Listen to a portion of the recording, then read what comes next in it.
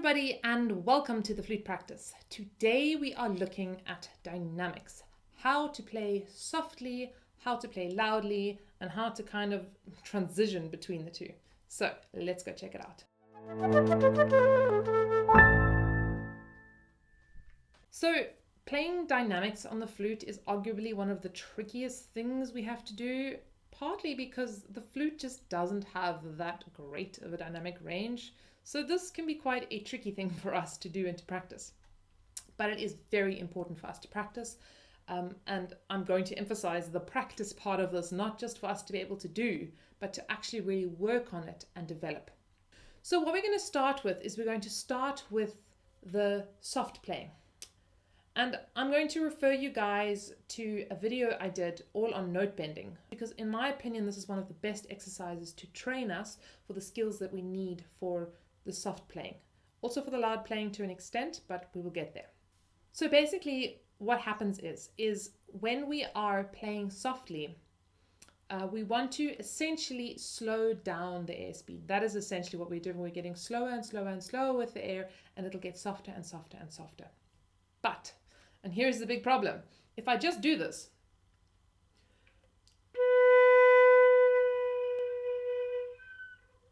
there are a couple of problems. Number one, the pitch goes flat, it gets lower.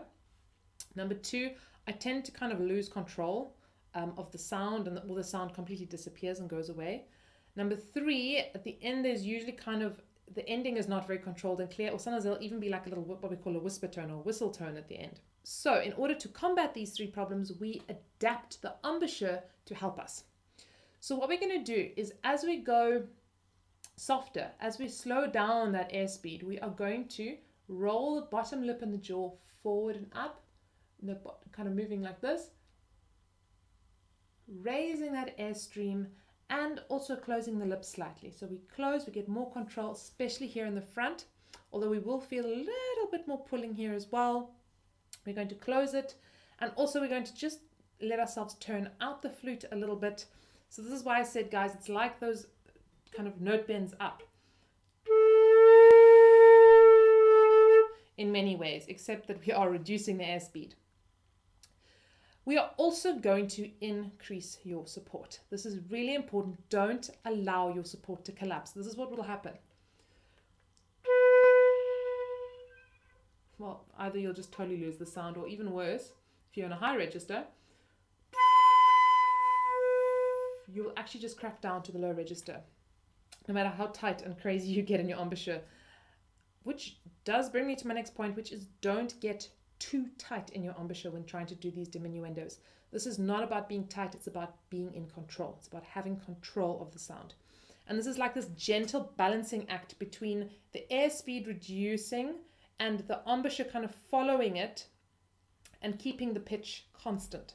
So get out your tuners. This is a great time to practice with your tuner. This is one of the very useful applications of a tuner, and that is to just practice your dynamics and making sure that your kind of pitch is staying as constant as possible. As you practice this, you'll find you have more and more and more control. So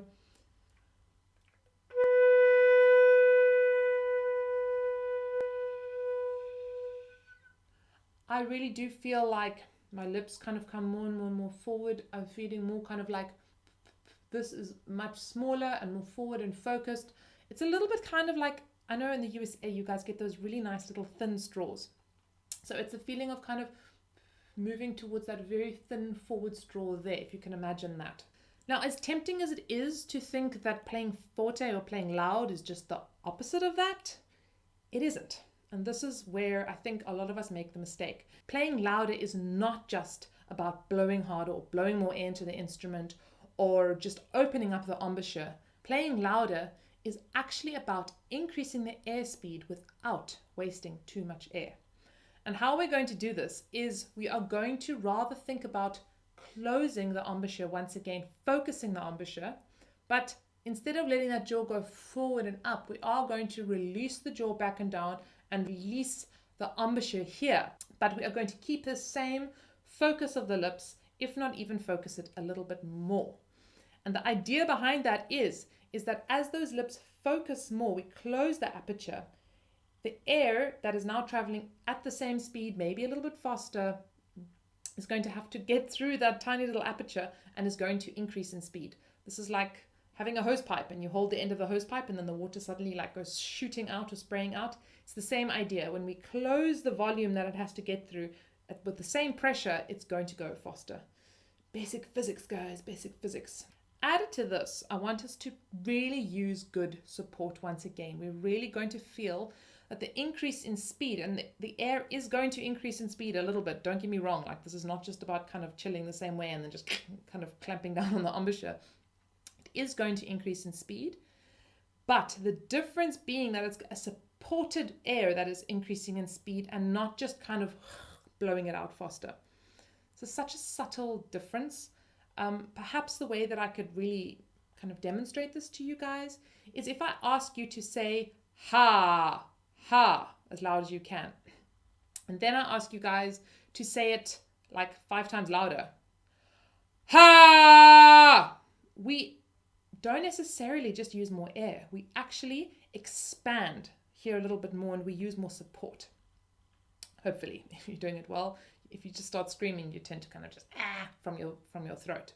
This really brings me to the other thing that I really think helps with volume, and that is thinking your whole body big when you play loud. So imagine your whole torso and like abdomen area, everything here is like big and voluminous like an opera singer, that your throat is really thinking of that whole opening feeling as well, that you're really thinking kind of like big and strong in those moments. We do need to get that pitch down because if we don't do anything, we're going to get this, which is quite a sharp sound, especially in the high register. So once again, bending that airstream down into the flute is going to help, relaxing the embouchure down and the chin down without losing the focus here.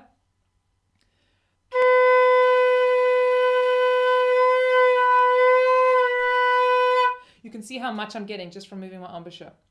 So this is as much about embouchure direction and position as it is about kind of the airspeed.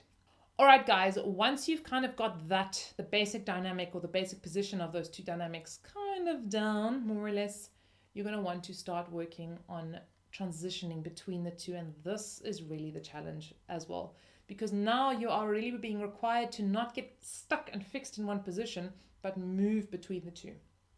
Once again, and I know I've done this like 5 times in this video already, but go do the note bending. It is so beneficial. We are doing this tone series on Patreon at the moment, and we are currently working on these dynamics and kind of, moving between them. So you can please go and check it out. Go join us there. It's not too late. We are about a week in, but really we've got like several more weeks to go check it out. You can get into the Patreon system. It's like $1 to basically get access to all this cool new content. So I encourage you guys. It's an awesome community of peeps there. I'm really enjoying the series. I think most of them really are. I think things like the Della Sonorita, the chapter 2, are really great for practicing these nice dynamics. It's really nice. There are some other books and technique books where they're going through crescendos and decrescendos. So my suggestion is first try and just find that soft sound and the loud sound, and then start moving between the two. I hope this was helpful for you guys. I encourage you to experiment in this area, to try out in this area. It's one of those things you need to kind of grapple with and figure out for yourself. Ask questions below. As always, you can also check me out on Patreon. One of the rewards there is to get kind of online consultation, so you could work just on kind of this area of your practicing if you need kind of emergency help. And also, I have Skype lessons or online flute lessons now available. So if you guys would like to work one-on-one with me, you can go check out the form there, and we can actually work on this area with you, and I can help you walk you through it. Until then, everybody, happy practicing and see you next time.